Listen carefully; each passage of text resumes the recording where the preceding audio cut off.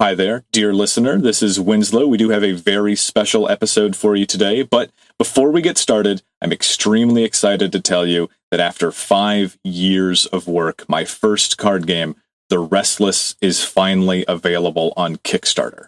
The Restless is a cooperative horror card game set during the last days of an infertility apocalypse. It's a dungeon crawler style game that pits 2 to 4 very weak, resource-starved characters against an increasingly hostile world of cruel angels, grotesque demons, and shape-shifting nightmares from across a collapsing universe.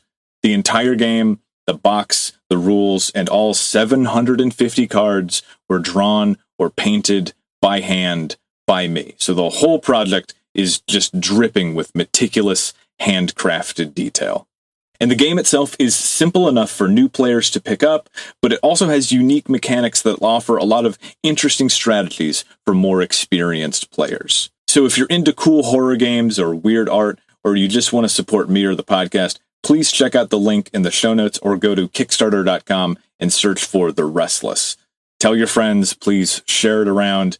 I appreciate everyone's help and support through this whole thing, and I cannot wait to share more with you. So, without further ado, let's get into this week's episode.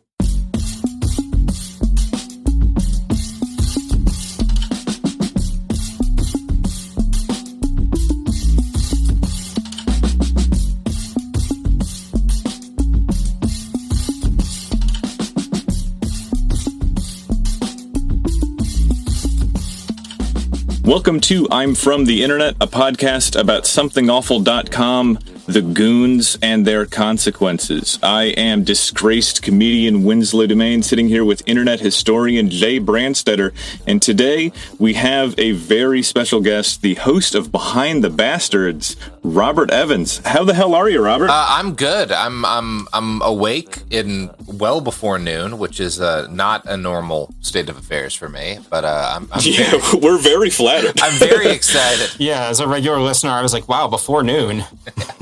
Yeah. I'm very excited about today's episode, and particularly the I don't know if we keep this secret like right up until the drop, but I'm psyched to learn about this man who altered so much of my childhood.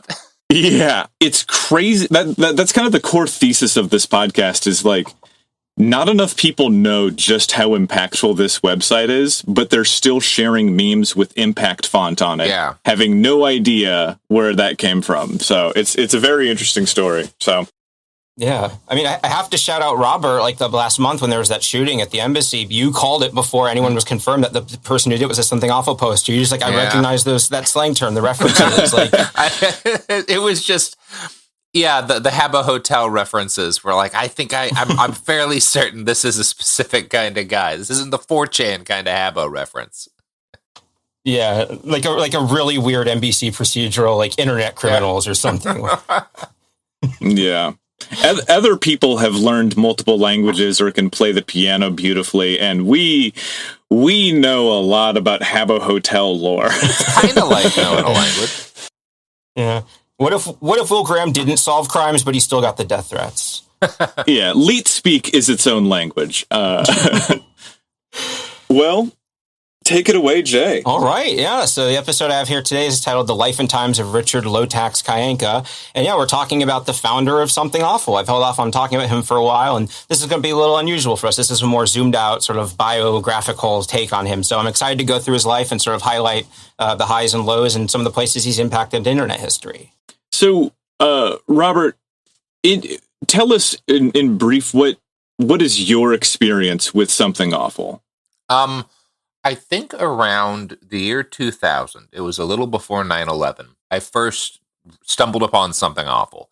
And I don't even know how many people know this who weren't on the site, but there used to be a front page. Like it used to be in an issue of Forum, there was like a comedy website that would have like joke articles and stuff. And I was a big internet comedy fan, starting from a fairly early age. So for a couple of years, I read the front page, and I would get and read the forums as much as you could without an account, which kind of varied from time to time as they like made sure that certain things were available and not. Because I was like a kid. I was, like 12 or 13, something like that, and didn't have access to a credit card or anything. And then probably around like 2002, when I would have been like 14 or so, I bought an account. And yeah, something like that. I was, on ever since. And I remember I was there for a number of, I was on the website for the swap.avi, if people remember that. And Oh boy. a couple of other real seminal moments in Goon history. But yeah, it really it warped and altered my understanding of a lot of things. Something Awful had a really deep impact on me and my sense of humor. Probably is why I wound up working for Cracked, back in the day. Mm-hmm. Yeah, my favorite piece of how Something Awful has self-selected and changed their own political tapestry is the fact that it used to be kind of have a lot of center right, center left, really politically a lot of different people on it, and then a bunch of Rand Paul. Oh God, yes, no, it was Ron Paul. No, it was pre-Rand. Ron Paul. Yeah. So they a whole bunch of users took a tox clause, which is essentially betting an unpleasant thing or betting the activity of their account on whether or not Ron Paul would be nominated or even elected. And so a whole bunch of libertarian guys wagered their accounts that he would get the nomination, and it was just totally lost, and then a precipitous drop in libertarians on this website. And so then the website just gradually shifted more to the left. And I think that that's such a funny thing that they all just committed goon seppuku to make the website work. I'm certain that had an impact too on my politics growing up, because I encountered a lot of my first political arguments on Something Awful that definitely also had an impact. I was definitely introduced to sort of left-wing politics through Something Awful, and I think a part of it was how, since it's almost like your guard is lowered. This is just a place you go to make jokes about video games, so you're actually pretty open to hearing about stuff if you're able to frame it for you. And I think that's why a lot of internet comedy people can sort of trace their roots back there on this side of things, because of that initial experience. It makes me really glad I was there instead of elsewhere. I mean, drugs too. The Crackhead Clubhouse had a guy died. That dude who OD'd taking research chemicals while the forum was trying to figure out where they were. Man, some crazy shit. Yeah, we did a steroids episode, which is not why I get all your references that you make on your show now when you talk about MMA stuff. Yeah, phenazepam. Yeah, we did a whole episode about the guy who blacked out for an entire week and then came to and was I lost a lot of things and things got fucked up, but it's Wednesday, I'm fine, I've got it all together now. And then the next comment is, it's not Wednesday anywhere in the world.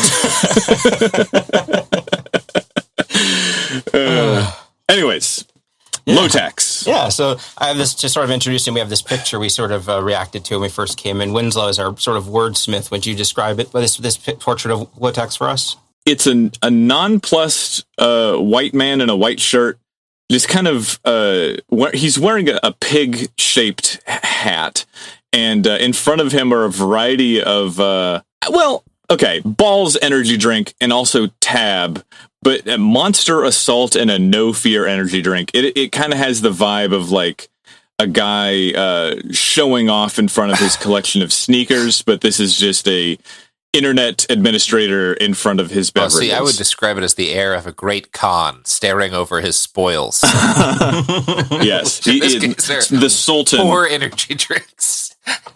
Yes. The Balls energy soda especially really dates this. You can tell exactly when this was just by the presence of that. Yeah, I had a powerful sense memory of the smell of a LAN party just looking at this. Mm-hmm. Yeah, the feel of the ribbed glass under your fingers. Right. Exactly.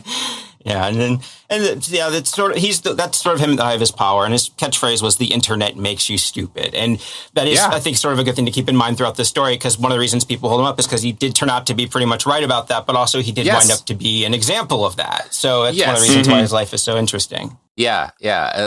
Fundamentally, his assessment of what the internet was and what it would do to all of us was right. Unfortunately,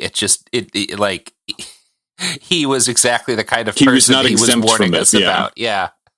Yeah, what if Metal Gear Solid 2 is about how the internet was actually really cool?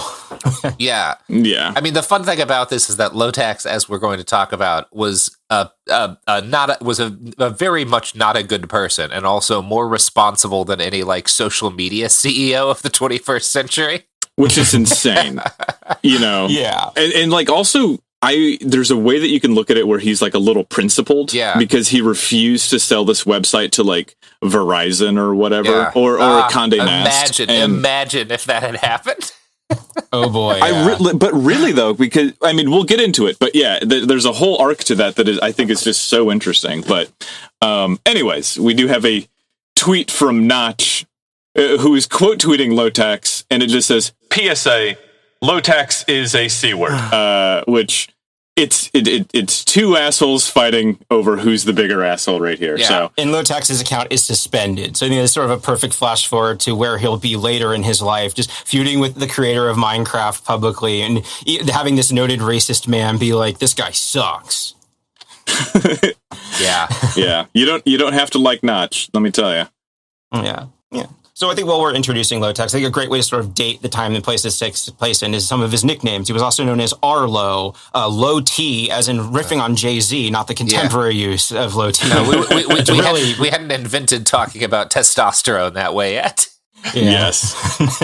And also Dick Yanka was another one, short for Richard. Oh, Kyanka. God, yeah. And that is a good thing to get out of the way at the beginning too. Is his last name is pronounced Kyanka. I'm just pointing out because like a lot of the more other bios out there pronounce it as Kyanka. But I've talked with his ex-wife among other people from the last year of his life or so, and that is how his name is pronounced. So I just want to get that out there at the beginning. Mm-hmm. Yeah, so my little introduction here, like I mentioned, I'm very excited to explore his life through this lens of recent history. Most of the biographies and video essays about Lowtax were made in the immediate aftermath of his death in 2021. This was back before Elon bought Twitter, so I feel like, the sort of people haven't really done like reframing this with that perspective.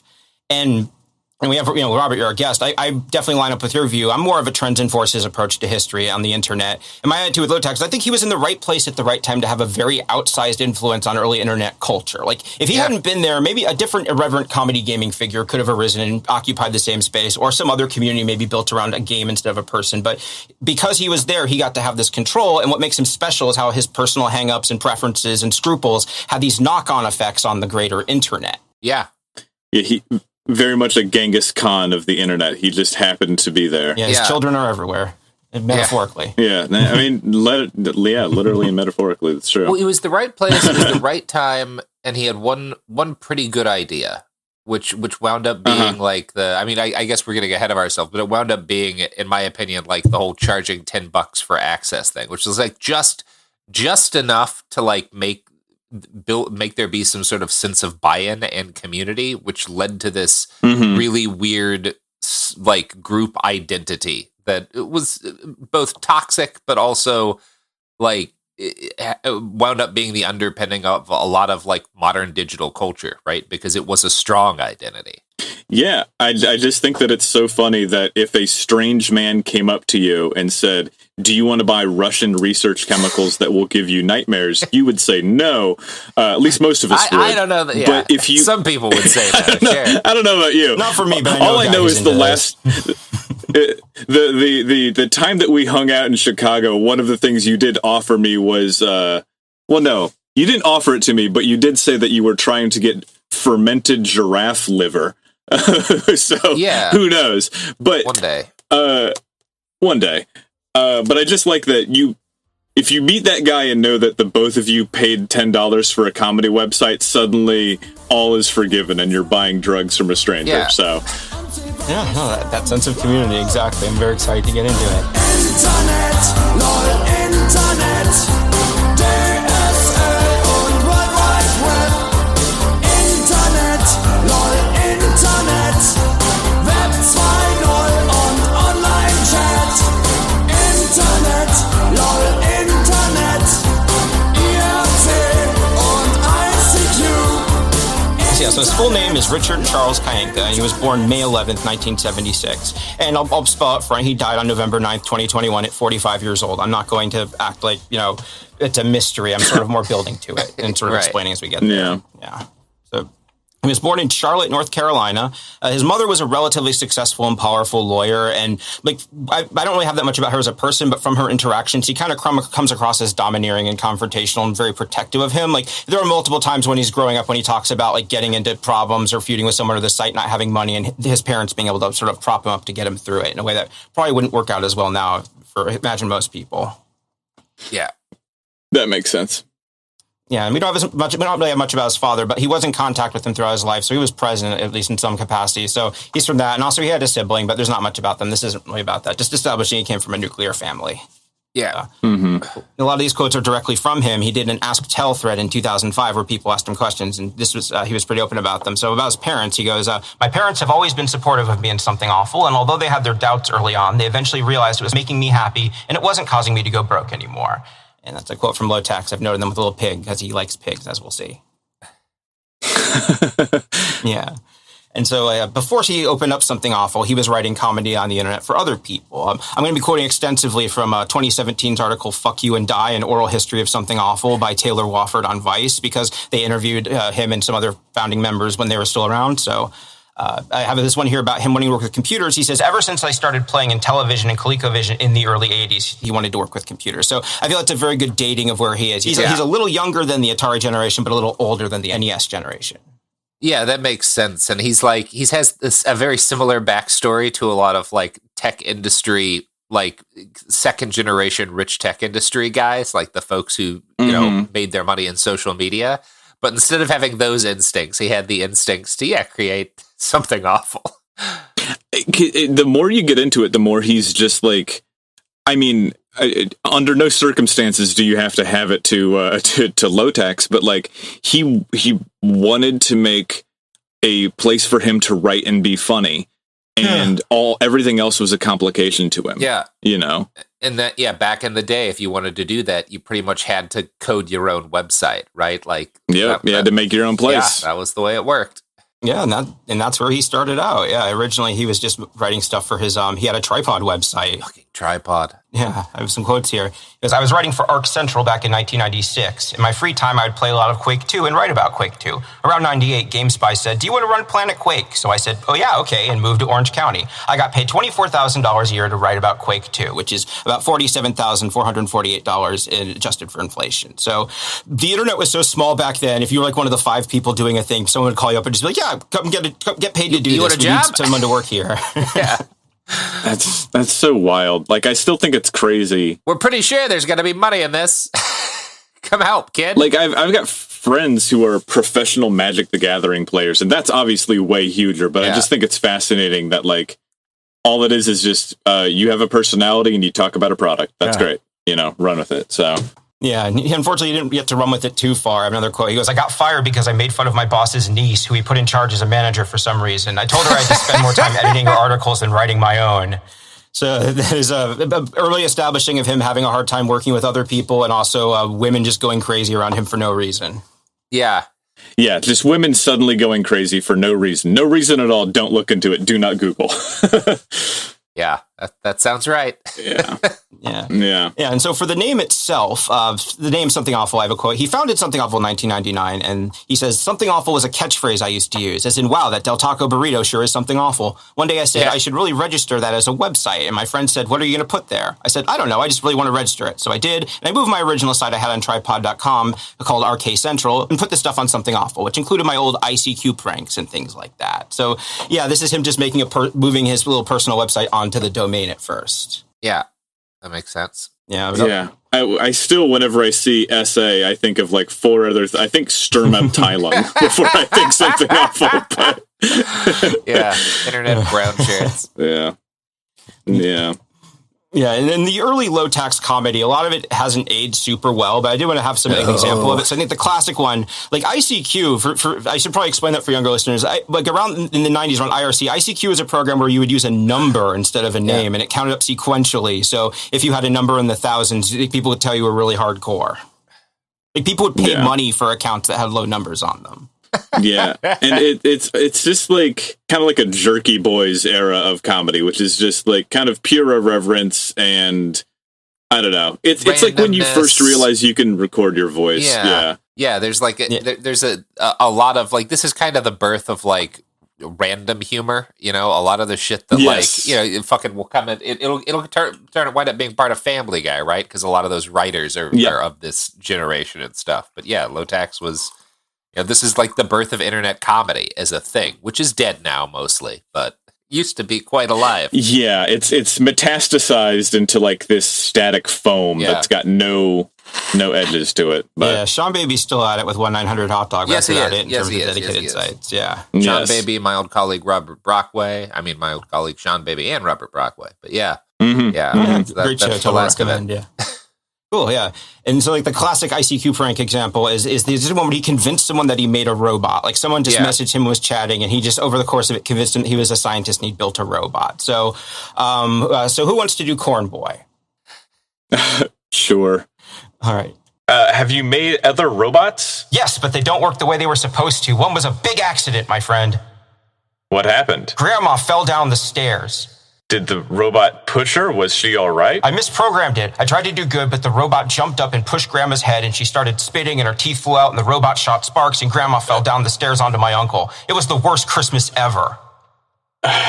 Oh no, sparks. Did anything catch on fire? Grandma did, but I got a pusher robot to shove her outside into the snow. That was lucky. We have Christmas in the summer here, so no snow. You are lucky to live there. Very lucky.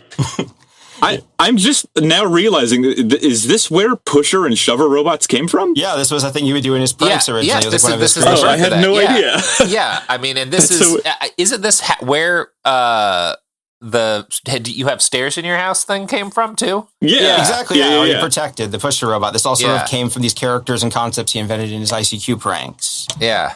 So funny. Anyways. Yeah, some of the earliest memes. The internet makes you stupid. Yeah, great illustration of the internet, of like him when he talks about the internet making you stupid is exactly what he means. Just like, I can talk to a random person and convince them a robot exists, I have a specific quote from him. He goes that his writing was parodies of wonks who are saying the internet was the future without saying, well, there could be a possible downside to the internet. I'm very obviously not a visionary, but I predict that the internet would be shitty back in 1999. Everybody was talking about how the internet was going to revolutionize everything and everything was going to be great, but nobody ever talked about how shitty the internet could also be. Which, yeah, right up front, that is the thing we were talking about earlier about him correctly seeing the downsides of the internet when a lot of the world wasn't. Yeah, there's a passage that makes it sound like it's a holy text. Yeah. Marilyn Manson's autobiography, there's a part where he talks about the early internet, and he's just like, I don't know what this is, but I think that connecting people is just going to make people worse and more fucked up. And I do like the handshake meme of bad men being correct about the internet, oh wow, old something awful. Yeah, they used Archive to pull up the original 2000s front page with all that beautiful web design. It's got you just like shot a bunch of fucking nostalgia straight into the vein. Like I didn't even tie off. That's why I love this show. That's what I live for, activating people. Yeah. It's nuts. Man, do you remember links? Yes. Do you remember when websites were covered in fucking links? God damn it. Yes. Oh, jeez. Now it's all just one big splot, just a pool of bullshit. I remember, oh, God. I keep wanting to be like, oh, I remember this. I remember that. Talking about fucking, back when porn got banned. I remember that. I remember Horse Porn Junction back in those days when there were torrents on the site. This is like Something Awful taught me how to pirate. Yeah. Yeah, that is a part of it. So funny. It's so cool. Yeah, it doesn't get talked about as much. No. And yeah, with the front page is where I have, there's the logo for Something Awful, which is just a silhouette of a grenade. And this was actually something that Lowtax designed. So I have the entry from the encyclopedia here. They say, every once in a while, somebody asks why Something Awful's logo is a grenade. Lowtax's answer that it was just placeholder art that never got changed. So again, continue this. He did something and it worked out. So keep doing it. Like, I got other things to work on. I have a theory that Ken Klippenstein's grenade hoodie logo is a reference to Something Awful, but I have yet to get confirmation from him on this one. I would just hope that Ken has. It's like, that's just bad luck, right? Don't do that, kid. Yeah. No. That is legitimately an issue that some people have had over the years. Is being like, maybe an explosive device isn't the best thing for us to wear when we're like going on airplanes and stuff. Oh, I was just talking about for the website. Something Awful as a general thing to call back to. Yeah. I mean, it's hard to make a safe for work reference for a website where you can Photoshop Sonic the Hedgehog into Dachau. Right. But yeah. And I'm glad you mentioned the front page earlier, because, yeah, that was one thing I wanted to sort of emphasize, is that the front page was way more active than the forums in terms of sheer numbers. Like, the forums are still active and around, and they had the more impact. But in terms of just sheer views, I have a quote here. He goes, front page gets a shitload more traffic than the forum. So, quote, most goons don't necessarily think of the forums when they think of Something Awful. Something Awful is the front page, which came first and which started the forums and their sense of humor. So, like you mentioned, like some people on the forums, or even like in-joke people, like, there's a front page, like, as a catchphrase that got banned because like, the idea of like it being so separate from the comedy articles. Yeah, and I do remember his characters. Yes. Yeah, I State did want to do Dog Jeff and all the K different, and all that. Yeah. To illustrate what he was satirizing at the time. One of them was a character named Jeff K, who was his quote, his stupid AOL kitty speak is how we would describe it at the time. Like a shitty internet teenager with uses a lot of leet speak. He does a lot of hacksawying. It was the kind of kid who, like, if he were making fun of this kind of person today, they would be like a Twitch streamer, right? Like, yeah, with a broccoli haircut or something. Yeah, but now he just has kind of like the Columbine bowl cut haircut. Right, yes. And it's also funny to see somebody like making a fake website to make fun of the GeoCities GIF slop that we see now, but for them, it's kind of like how when Cleopatra was in power, the pyramids were ancient history even then. Yeah. And so to look back and like they were making fun of GeoCities then. My God, how old am I? Like, not a good place in time. No. Yeah.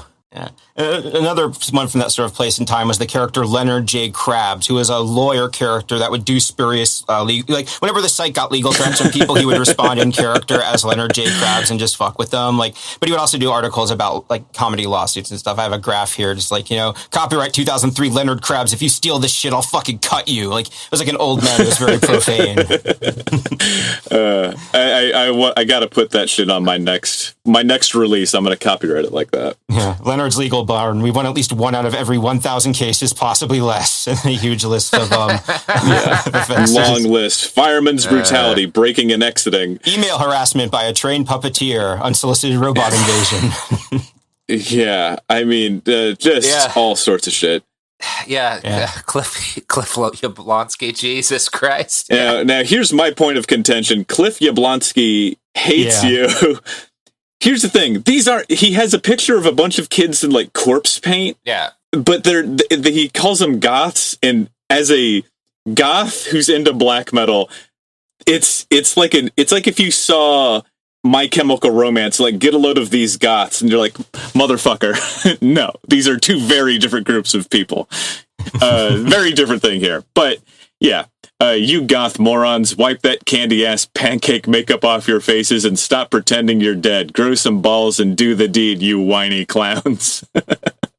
Yeah, Cliff Yablonsky was like this whole sort of genre of site where it's like you go there and it'd be like pictures of unattractive or weird-looking people, and then they'd make a joke about it. That was themed. That was his thing. He was this cranky old guy who would just like riff on people. And it was page by page. You would check back every week for new pictures, like 5 new pages of ugly abominations. And also you could submit your own. So it was a sort of a community. That's part of the community aspect as well. Like almost kind of like an early aggregator account in a way. Yeah, very much like a break.com kind of thing. Yeah.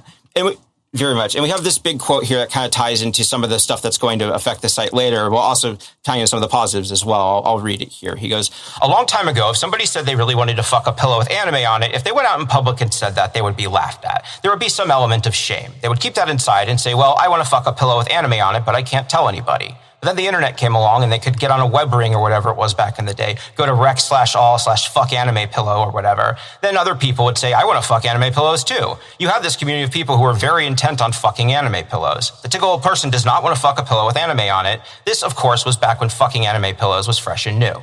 I found it to be very interesting that these sub-communities would sprout up and their numbers would grow, and pretty soon it's Pillow Fuckers United Inc. And I found that whole process back then, it was even happening in the used group days, I found that whole process incredibly interesting, how the groupthink would manifest itself and increase exponentially over time. It was something that all the media outlets were ignoring at the time.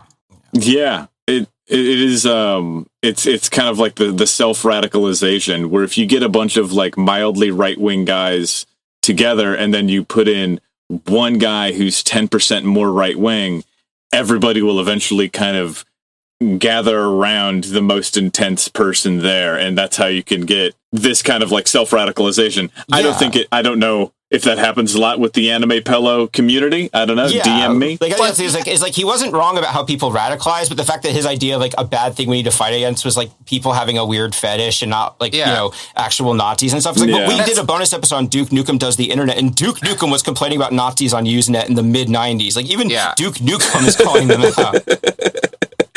Yeah, I mean, but that is so early internet. Like the idea that the worst people and the biggest problems online are like furries or whatever weird fetish, as opposed to like something more dire. This like, because there, I mean, I didn't think that much about online Nazis as a kid. Like I was when I thought about like what are the weird problems on the internet, it was all these like bizarre, weird niche fetish communities. That was like a third of Something Awful. Was like, look, I found some guy who's like writing Roy Orbison cling wrap fetish pornography. Let's all gawk at it. Look at this weirdo. You know, like that's what we did. Oh yeah, the Roy Orbison wrapped in cling film story is a classic. It's beautiful. It was beautiful stuff. Add it to the list. Yeah, I will say one thing that kind of aged poorly about him is his attitudes towards labor. But like one thing he was good. It was a place on the internet you could get paid to write comedy, which was very odd. I have his quotes here about how he did his things. He goes, "Every other front page writer who has written more than 8 articles or 2 months gets paid per contribution. I have the 8-2 rule to keep people from flaking out." So also ahead of the curve on like getting people to work for you without paying for them, with maybe paying them in the future as a incentive. Again, he almost had the brain to have been in tech, but not quite. Yeah, he's just. It's funny that he's too oppositionally defiant, but generally just towards women and the daughters of his bosses. Yeah, you know what I mean. Yeah, he doesn't. He's not cutthroat enough, but also he's too stupid. Yeah. Yeah, and he paid $40 an article, which it was getting paid to write at the time that was rare. But at the same time, like when he got hired, he was making over $40,000 a year. So I kind of get how people would kind of wrinkle with that, even if it was still for freelancers. A lot of people, this was their start. He's kind of like who's that B movie director who a lot of people got to start with. Yeah. No, I know the guy. That's who James Cameron got started doing matte paintings for him. Yeah, exactly. What was his name? Roger Corman. That's it. Yeah, he's kind of like an internet Roger Corman, where a lot of people got their start working for him, and even if it was like maybe exploitative and not like, it was still a place where people could work and get stuff made and get themselves out there. Yeah, with the difference being, I do think people liked Roger Corman, who worked for him generally. I don't believe that's the case with Richard. I one of my notes on this episode was like, well, Jay, I just want to I want to love him before I hate him. So you show me some stuff about what made him cool and why people liked him. And it turns out there wasn't a lot of that. It turns out he was just the guy that ran the website. He was not actually a well-liked individual ever. Yeah. And I guess sort of like another thing too is like he wouldn't edit the articles. People just upload them themselves. Like they had access to the back end of the site. It was notoriously poorly coded, just cobbled together over the years from an old version of vBulletin. Like he had to whitelist IP addresses for contributors to upload it directly because that was their security. That's so fucked up. Oh, yeah. Well, there was an instance where after he died, suddenly there was a new Lowtax article that was posted on the website, and everyone was like, wait, what the fuck? How did Lowtax get this article? It was because he just posted the post-by date as 2023 instead of 2013, so it came out a decade late, and he didn't notice it. Which I think is really funny. So his corpse put up a post that his living body didn't know. Beautiful.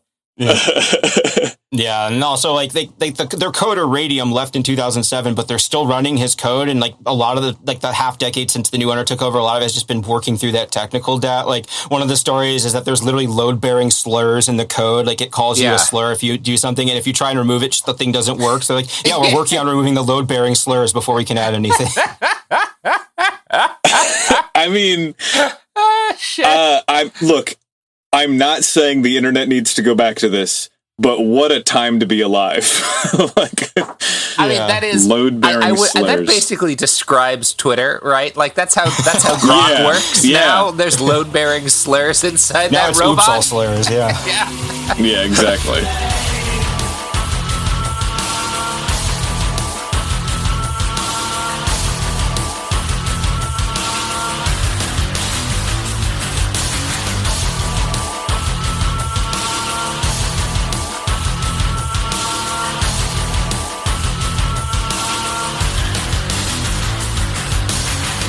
That's our introduction to Lowtax as a person. Now we're at part 2, the early 2000s explosion, when the site really takes off.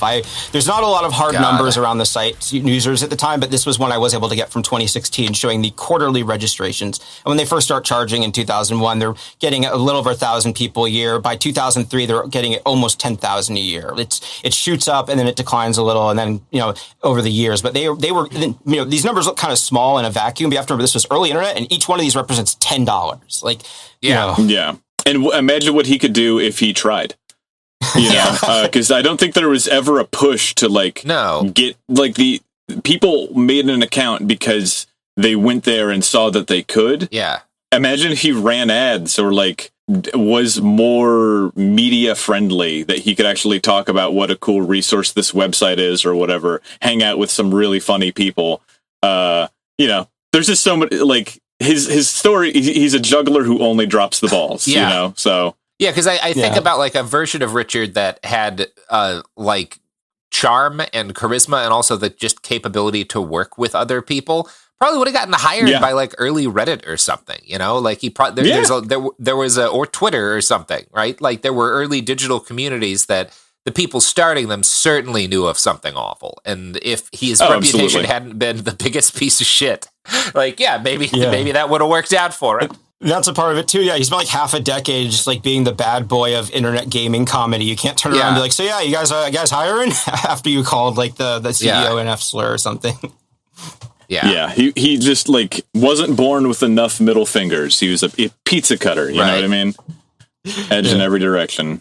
Yeah, and this quote here I have, he goes, "We've got the largest active paid community on the internet, and that all started as an offshoot of the front page. It was a few hundred people at first. I never thought that many people would be interested in actually talking about my site, because I just thought it would be me writing stupid-ass, random, insignificant shit. But a lot of people did sign up. A lot of people, he was just I'll just make this for whatever, and then it just kind of blew up into its own thing overnight. Now we have the forum. I can finally show his account here, and I went back and I dug up his old avatar, so you can kind of see some of the ways he represented himself over the years. A lot of little dancing pig. He did like pigs. Yeah. He really did. Yeah. Yeah. Including a very upsetting one of him and his wife and their daughter as pigs. Yeah. God, there's parts of this story that are just so sad, but keep going. Totally, So on that note, so the member info, I don't have an actual post count for him because he had the ability to modify post counts, as did most of the admins. That was a joke they do sometimes. One guy, they changed it so every time he posted, his account number went up by 420.69 posts. So he has these ridiculously high post count. God. Yeah. So in this case, Lowtax's post count is negative 1984. He's Eloning, before Elon, right? Yeah. Oh, God, I just realized this is how it looks now. So you probably changed it to 1984 after the fact as protest. This is 1984. That's, oh boy. Because he did post in FIAD, but It should be noted that when you post on FIAD, the super hostile part of the website, it actually subtracts 1 from your post count, which is very funny because there'll be people who show up on the spot who are just such assholes. And then Jay will pull up their account and they have negative 33,000 posts because they're just in the arena, just arguing with people professionally. Yeah. It's so impressive. Fantastic. Yeah. And also his last post was August 9th, 2020. His stellar rating is 5 out of 5 and his interests are listed as drinking. So. Yeah, fortunate foreshadowing there. Yeah, foreshadowing very much. Yeah, so the forum started getting an audience, and the community that was strung up around him had a sort of a dictatorial power structure where at first it was just him, then it was him and his friends, and then as the site grew, he wouldn't have direct control as much, but it was they all knew Lowtax, they all knew what he liked and his sensibilities, and it was kind of I don't want Lowtax to yell at me about this. A lot of times people would literally something would get Lowtax's attention, he'd run into a subforum in a thread and be like, "What the hell is going on in here?" Kind of like a dad.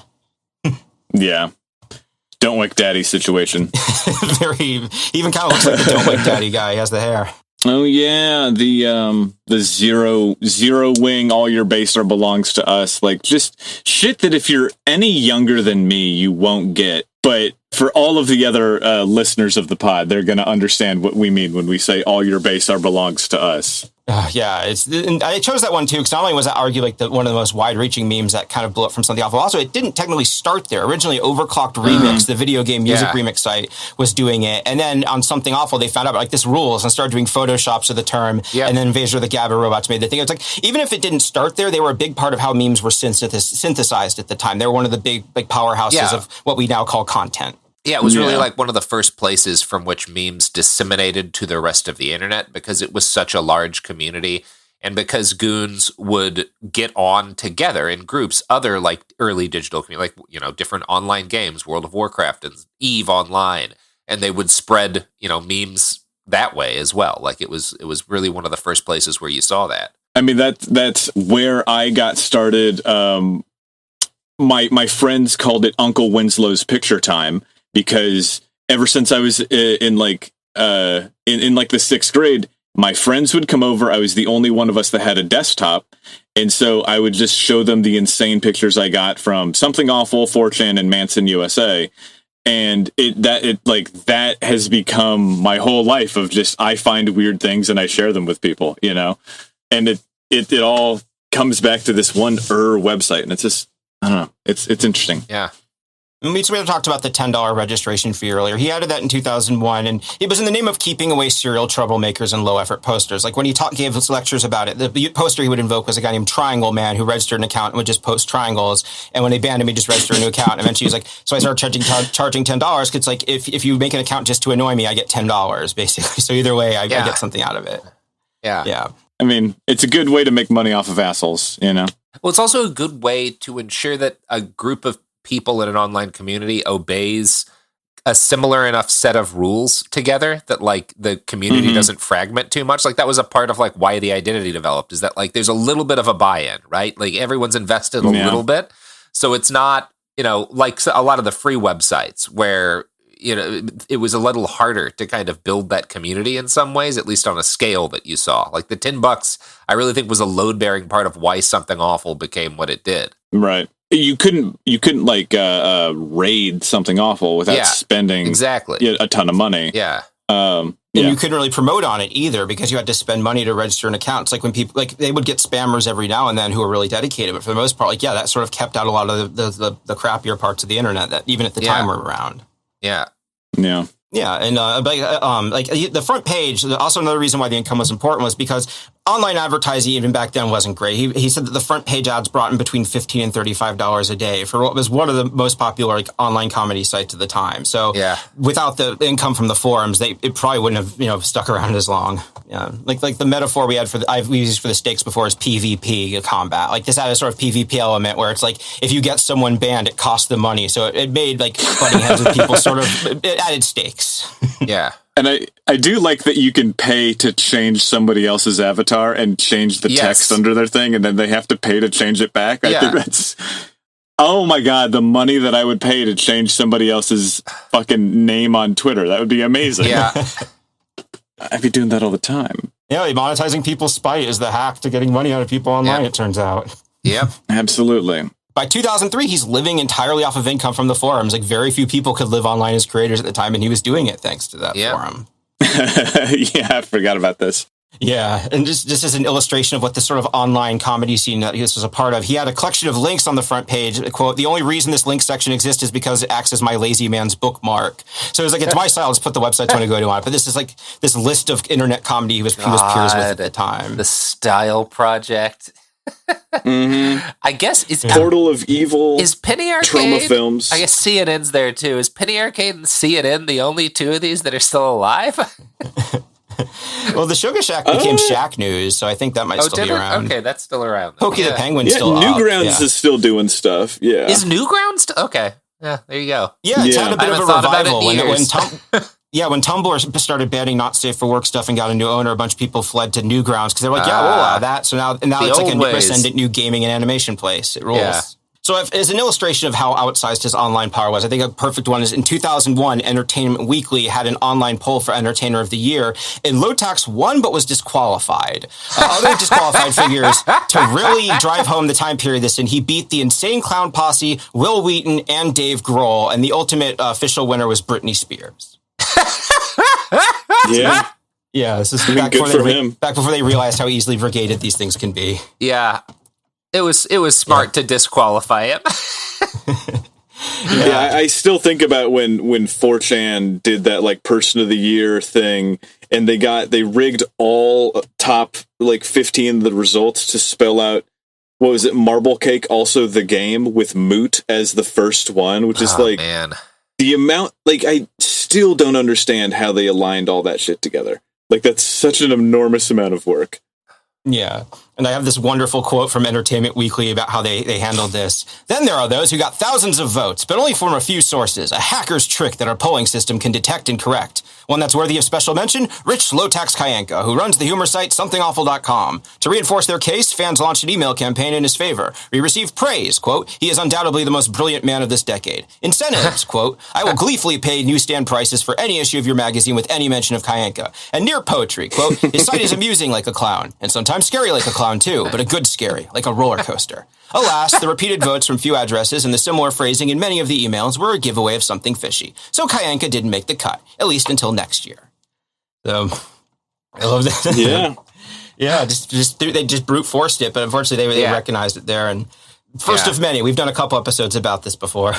like the most recent one is about the Fred Durst Society of Humanity and the Arts. And then there he is dead in, what is that, Morrowind? Yeah, we did a whole episode about game references, so I don't need to go into it. But yeah, like, because he wrote about video games, they would put references to him in it, similar to like how the Cardboard Tube Samurai from Penny Arcade was in games at the time. It was sort of an in-joke thing to do. Yeah, man. Yeah. And we did talk a little bit about, but yeah, porn and file sharing were both really big parts of the early success that you can't really write about now because they've been gone ever since the mid-2000s because there were legal concerns and personal drama because the part of the porn subforum is that one where people could post their own, what they called homegrown, and that wound up creating a lot of drama, as you might imagine. Oh, God, yes. Yeah, although the drug subforum is still going strong, as listeners will know. Yeah, still going. It is still going. I don't know how much strength it has, but the bodies are still piling up. And yes, this former chiropractic mall is now the Something Awful headquarters. It did well enough that they even leased a physical office for the site in Pleasant Hill, Missouri. Kind of like the joke was that he mostly went there to get away from his family at the time. But a lot of times he'd be hanging out there during the day with his friends, playing video games and writing articles, and next door to a lawyer. So I can only imagine the stories they'd have. Yeah, he has all of these signs on his door that just says, "We do not sell anything except broken promises and disappointment," and a bunch of Something Awful stickers and caution tape.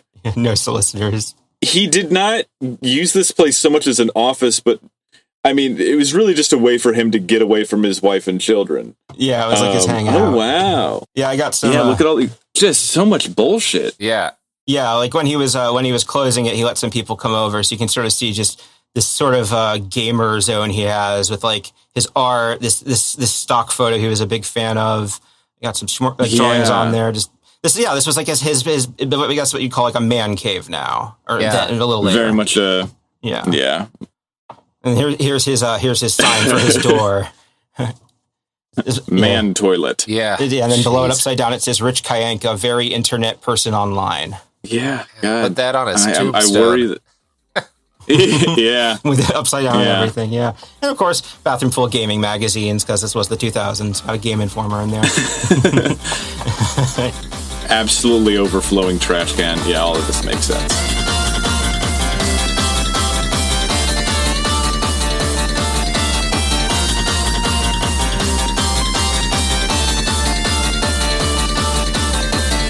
Yeah, speaking of overflowing trash can, his early relationship conflicts in his first marriage played out over the forums, and it was really awkward and weird even at the time. But it was his site, so part of the thing was like if you they called it mod sass, but if you complained or made fun of him or the people around the site, you'd get banned. So you just kind of have to. It was like mom and dad are fighting. You just gotta like put your head down till they're gone. Mm-hmm. Yeah, like just sort of an example. Like there was a post name Integral. He was in February 14th, Valentine's Day of 2002. He made a thread and he was like, "Since I wanted to fully express my love to Emily Integral, whatever her last name is, I would like to take a moment to make a rare public display of affection and declare my undying love for her. Emily is better than everything in the world, even pancake mix. She ranks #1 on all the charts, including my chart of things I like list. #2 is grapes and then a year later, March 18, 2003. What I learned last year by Lowtax Kyanka, age 26. Lesson #1: never get romantically involved with a crazy woman." Yep. Yeah. Like doing this while you're posting your own receipts is very. Yeah. There's a reason why I remain somewhat private. About my life. Yeah, and I think he was starting to feel that too, because his first wife wound up, the quote I have here, is a friend of somebody who he met at a Goon Meat and Poppy's Pizza. She'd never read the website before. So it was someone who wasn't a poster on the site, but was sort of connected to the internet. And then they'd have stuff like, I have a quote here from June 2005, where someone goes, "Will you be at GoonCon this year?" To which he replies, "No, my wife is giving birth around July 7th. So, God. Yeah, there's the two of them wearing their matching shirts. Yeah. Oh, God, I remember those shirts. Yeah, Bunny with a machine gun and the dinosaur with a minigun. Yeah, the days of, like, those cutesy little threadless designs. Is that Notorious B.I.G. in the background? Yeah, they're next to painting a Biggie. Yeah. Good for him. Yeah. And also an example of how well the site was doing. They got multiple buyout offers over the years, and he turned them all down, partially out of principles, partially out of laziness. But like the quote that I have here from the current owner that he made later, he goes, "This reminds you of something I can share now. Lowtax told me he got a buyout offer from a media company for $13 million in 2006. He was still having fun with the site and turned it down. He expressed lament at this to me during our negotiations. I did my own digging, and this was the exact year that Condé Nast bought Reddit, and within the reported price range as well. I'm glad I don't live in that timeline." So like this was getting shopped by like Condé Nast, and just that divergence point where instead of nested comments, we had chronological forums. Imagine the universe where instead of like adding Reddit to the end of your Google search to find a useful answer, you add something awful to the end of your Google search. And then you hit the paywall. HP printer not accepting new cartridge plus something awful. Wow, it's all porn. Minus girlfriend. Yes, minus girlfriend, yeah. Yeah, but behind the scenes, the lack of separation on the forums is wearing on him because he has sort of an early case study on what happens when somebody can't log off. Like, he works on the internet, he works from home, he goes to the office to do it. He can never really disconnect, even before smartphones. And everyone he knows is someone who is from the internet. So he's just always online, always caught up in this, always putting out fires on the forums, and it's wearing down on him, even this early. I do think that the load-bearing slurs are one thing, but they have a part of it where if you quote tweet somebody, or quote somebody, it says their name came out of the closet to say, and then the text of their message, which is just a recurring theme in this pod of ours is I love a structural joke. I love when like you are forced to do something funny or forced to do something irreverent just by the nature of the website. Yeah, like the button to log out is a link that says click here to make all your dreams come true. Right, yeah. Surrender, yeah. Yeah, very good. So I think a perfect example of how this is wearing on him happens on May 17, 2006, the mangosteen incident. This was a lot of people's invocation. Yeah. Yeah. So for people who haven't seen mangosteen before, it's a seasonal tropical Asian fruit. Like when Fred lived in the Philippines, it was like you could get it from like street vendors there. It's very it's expensive to import because you can't grow in a lot of places, and it's very seasonal. So it was very trendy at the time to be used in juices that were popular in MLMs and such. Yeah, and if you're like me, like when you're in high school when this happens, like it sounded fake. Like I had never heard of mangosteen before, so I was like, "This is a fake fruit." Lowtax is selling a fake fruit. It sounds like a funny word he would make up. Yeah, it sounds like a front page bit. Yes. Yeah. I just think that it looks like the food that anime makes look really good. You know what I mean? Whenever those GIFs roll around of how beautiful food is in animes. Yeah. It is very exotic and cool looking. Yeah. So he made this thread, and it's promoting the energy and health benefits of mangosteen juice. He talks about how it's giving him more energy without the jitters of stimulants. Like anyone who's seen a juice MLM pitch has heard this before. And then he ends it with an affiliate link to buy the special brand of juice he was drinking. And he blanked all this out, so I don't have the actual quote here. But the important part is that people immediately are pointing out the conflict of interest and being like, this looks, this was also the height of like the online like atheist debate culture. So of course, like that pseudoscience, logical fallacy much. And he just immediately, after about a page of badgering, broke down and posted this screed here, which I will read very loudly. All right. So don't fucking buy it, don't fucking drink it, don't fucking click my links. I mean, Christ, all I did was make this thread to support a product which actually pleasantly surprised me, and folks are voting this thread crap and suggesting I'm scamming them. I've said repeatedly that this was just my experience and in no way should indicate how everyone else will feel. I've said the links to Amazon were referrals, so I'm not trying to hide anything. And then a hyphen like he's stopping mid-sentence. Fuck it. I'm closing this thread. Fuck you and fuck GBS. I can never post a single goddamn thread in here without you F-slurs shitting it up in one way or another. I should have learned my lesson long ago and never left the intelligent, rational forum where I don't have to deal with clueless idiots and morons like you people. I'm going back to FIAD and staying there, since it has a microscopic fractions of the R-slurs and trolls populating GBS. I guess it should strike me as being ironic, but it's more sad to me than anything. Thanks for voting me out of my own goddamn forum. And then he banned a bunch of people and then stormed out of the thread and off. I mean, like a generational crash out. We don't get those anymore. People log out sooner than he did. That's amazing. Yeah. Yeah, like this was exactly the type of thing he made fun of on the front page. So it coming from him was especially, dude, you know better than this. Yes. Yeah, it's a classic dig up stupid moment. And but throughout his tenure on the site, like he would just ban, if you made a joke about mangosteen anywhere on the site, you would wind up banned. Like somehow he would find them and like ban people for them. He was very sensitive about it. Yeah. Yes. And then, of course, a few months later, the director of the FDA would announce that mangosteen juice sellers were making spurious claims about their health benefits. So it was just like this perfect little bubble of like, he had a total meltdown, and then he, Quack Watch says, hey, none of this is true. Yeah, this is this is in fact a scam. Yes. Yeah, perfect. And so I think that is a good high energy point to break in half here, since we're about an hour in. So you'll learn about Lowtax's downfall. We're at the top of the roller coaster. Oh, joy. Perfect. All right. Well, you, dear listener, know where to find all of us. IFTIPod at Twitter, IFTIPod on Gmail. I am Winslow Dumain on Twitter, winslowdumain.com. Of course, you can still check out the Kickstarter for my game. Please look at all that. Jay Brandstetter, you're just Jay Brandstetter everywhere, right? Yep, working really hard on this show, really enjoying it. And Robert, where can we find you? I got a podcast called Behind the Bastards. I help with a daily news show called It Could Happen Here. So you can find me there, wherever pods are casted.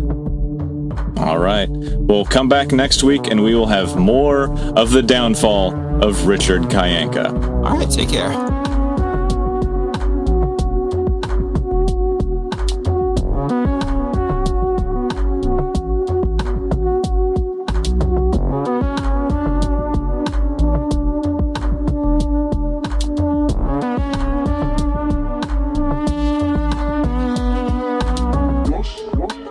I'm From the Internet is created by Jay Brandstetter and Winslow Dumain. Edited by Steve Brown. Music by Steve Isbrook.